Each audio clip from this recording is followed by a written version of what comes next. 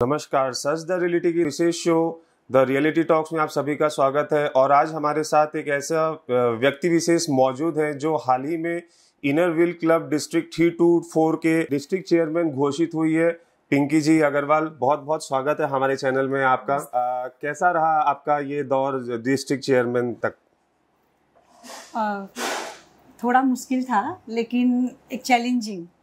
अगर आपके अंदर कुछ समाज के लिए करने का भाव आता है तो ये इनर व्हील प्लेटफॉर्म जो है बेस्ट वे है। आप इसमें हर प्लेटफॉर्म में काम करते हैं समाज में, जैसे अनप्रिविलेज्ड के लिए, एजुकेशन के लिए अगर कुछ करना चाहते हैं आप, गर्ल एम्पावरमेंट के लिए करना चाहते हैं, नारी शक्ति के लिए करना चाहते हैं। हमारे समाज में जो बुजुर्ग है, जो मतलब काफ़ी बार क्या है अनसीन हो जाते हैं, इग्नोर हो जाते हैं, उनके लिए कुछ करना और सोशल वेलफेयर के लिए करना कुछ हो, तो ये एक इनर व्हील बेस्ट प्लेटफॉर्म है और मुझे ये चांस मिला तो मैंने ज्वाइन किया।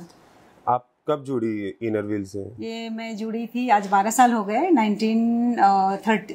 2013 में हमारे दीमापुर में रोटरी डीजी अपनी डिस्ट्रिक्ट कॉन्फ्रेंस रखे थे। उस टाइम में रोटरी और इनर व्हील एक ही मीन्स थे। रोटरी स्पाउस ही जस्ट इनर व्हील ज्वाइन कर सकती थी और ये मैंडेटरी था कि कहाँ पे रोटरी अगर कॉन्फ्रेंस हो रही है तो इनर व्हील क्लब होनी पड़ेगी।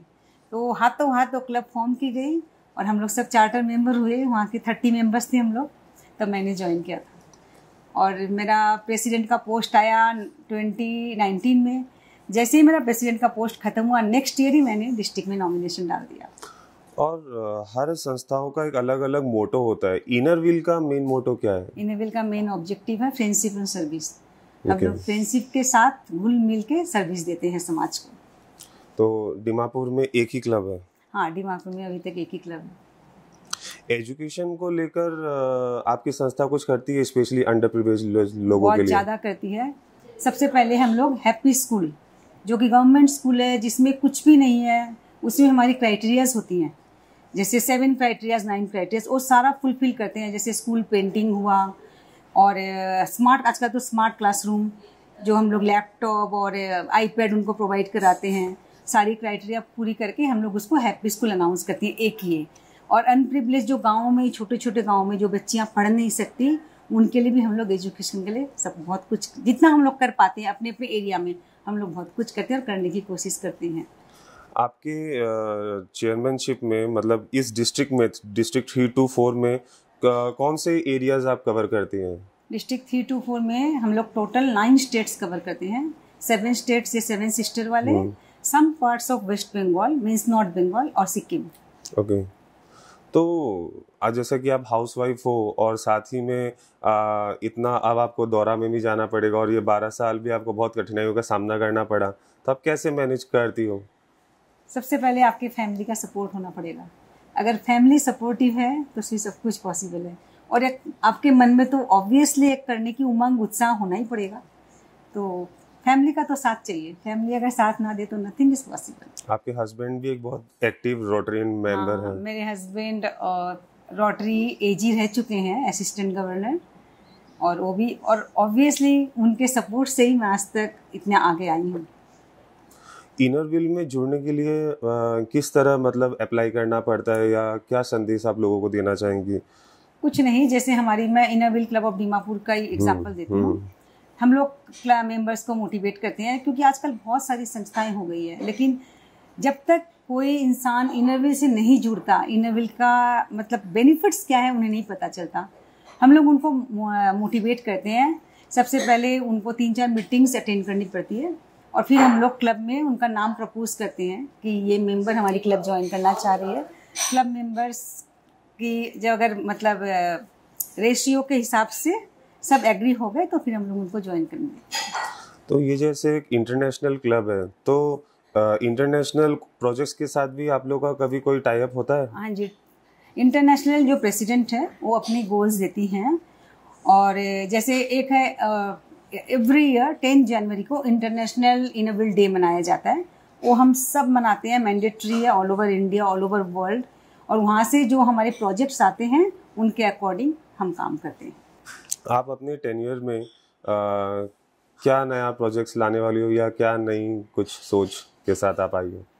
मेरे टेन्योर में मैंने एज ए चेयरमैन एक अपना अलग से थीम रखा है, शंखनाद।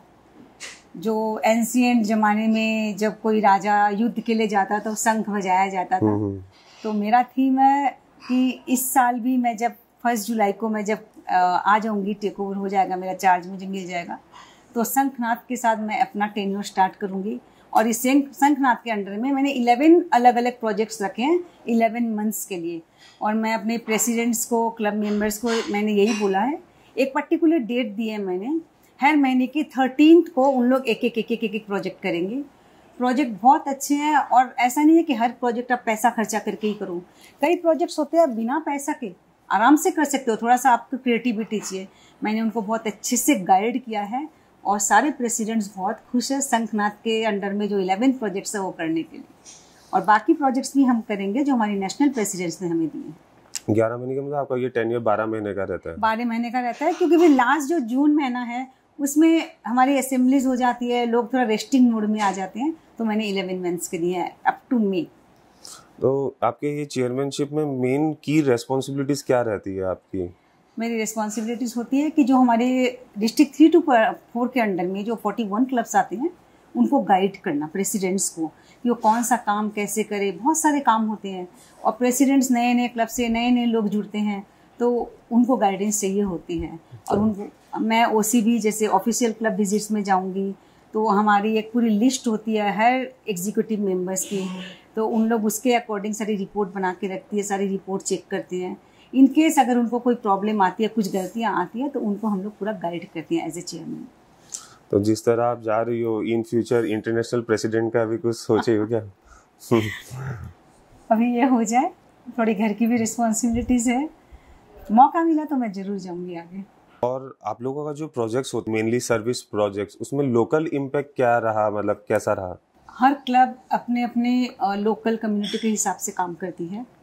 जैसे 1-2 साल पहले हमने किया था ब्रेस्ट फीडिंग कियोस्क, प्रेसिडेंट्स ने किया था, चेयरमैन ने ये प्रोजेक्ट रखा, तो इसके लिए इसका तो इम्पैक्ट बहुत ज़्यादा ही अच्छा था। जैसे अनप्रिविलेज जो है, अपन देखते हैं रास्ते में चलते चलते ही बच्चों को दूध पिलाना स्टार्ट कर देती है, माँ लोग, उन्हें जगह नहीं मिलती। तो ये ब्रेस्ट फीडिंग कियोस्क होने की वजह से उन्हें खुले में कुछ करने की जरूरत नहीं है।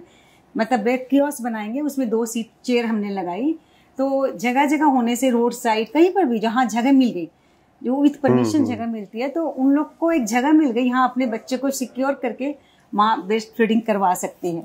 और एक इनरव्हील जो हम लोग देते हैं, व्हील चेयर, जैसे गरीब है बेचारा, चल नहीं सक रहा है, पैर नहीं है, तो उनके पास इतना पैसा भी नहीं होता कि ट्रीटमेंट कराएं, और जब तक हम लोग उनके पास पहुंचते हैं थोड़ा लेट भी हो चुका होता है, तो हम उन्हें व्हील चेयर प्रोवाइड करते हैं, तो उन लोग सेल्फ डिपेंडेंट हो जाते हैं और फिर हम लोग आराम से कहीं पर भी जा सकते हैं। तो ऐसे बहुत सारे प्रोजेक्ट है, ये तो मैंने 2 एग्जाम्पल आपको दिए हैं। और जैसे यहाँ पे जो तो हमें सब दिखता है कि क्या आप कर रही हो, मतलब क्लब कैसे चलता है और सर्विस प्रोजेक्ट्स, इंटरनेशनल के बारे में बताइए, वहाँ से कैसे थीम आता है या क्या होता है? इंटरनेशनल प्रेसिडेंट हर साल अपना एक अलग थीम रखते हैं। जैसे नेक्स्ट ईयर हमारा थीम है step up and lead by example, तो इसके अंडर में प्रोजेक्ट्स जो आए हैं, थोड़े बहुत आए हैं जो वो हम करेंगे। और इंटरनेशनल प्रेसिडेंट हमारी 100 से ज़्यादा देशों में इनेबल क्लब है, और इंटरनेशनल प्रेसिडेंट की ड्यूटी है कि जैसे हम लोग as a chairman club visit में जाते हैं, वो अपनी कंट्री विजिट में आती है। और हमारी इस बार की इंटरनेशनल प्रेसिडेंट के मॉरलैंड, वो भी इंडिया विजिट में आएगी और रहेगी 10-12 दिन, और वो आके फिर सारा दौरा करके सारा देख के जाएगी। अच्छा। और उसके उनके अकॉर्डिंग भी हम लोग बहुत सारे काम करते हैं, लेकिन हम लोग क्लब पे प्रेशर नहीं डालते।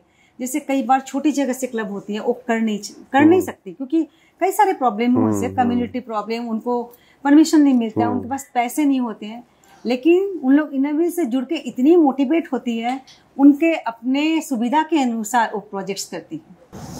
और जैसे आपका डिस्ट्रिक्ट कॉन्फ्रेंस का भी आयोजन किया जाएगा, कहाँ पे होगा? जैसे मैं दीमापुर से हूँ, नागालैंड से, तो हमारी कॉन्फ्रेंस दीमापुर में ही होगी। नियाथू रिजॉर्ट है यहाँ पे, वहाँ पे होगी। कब? जनवरी 21 जनवरी नेक्स्ट ईयर 2026। कितने मेंबर्स या कितने लोगों का एक्सपेक्टेशन है आपका आने का? ऐसे देखिए, लेडीज़ है, हमारी डिस्ट्रिक्ट बहुत स्कैटर्ड है, 7+2 9 स्टेट्स में। लोगों को थोड़ी सी ट्रैवलिंग की प्रॉब्लम हो जाती है, लेकिन नागालैंड ऐसा स्टेट है जहाँ पे लोग आने के लिए मतलब पागल होके बैठे हैं, वो विजिट करना चाहते हैं। तो मुझे थोड़ी ज़्यादा अटेंडेंस की उम्मीद है इस बार। 200 तो शायद लेडीज होके 200 आ जाए, इतनी स्कैटर्ड एरिया से बहुत बड़ी बात। कितने मेंबर्स या कितने क्लब्स नए खोलने का आपका विजन है? मेरा विजन इस बार 5 नए क्लब खोलने का है, 2 ऑलरेडी पाइपलाइन में हैं। मैं शायद परसों 1 जुलाई जब मेरा टेन्योर स्टार्ट होगा, मैं शायद 2 क्लब डिक्लेयर करूंगी ओपन। और मेरा विजन 5 का है, अगर 5 क्लब खुल जाए तो ओके।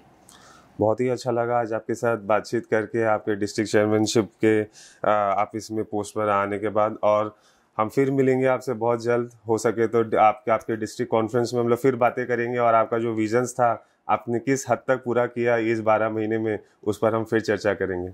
धन्यवाद। देखते रहिए सच द रियलिटी।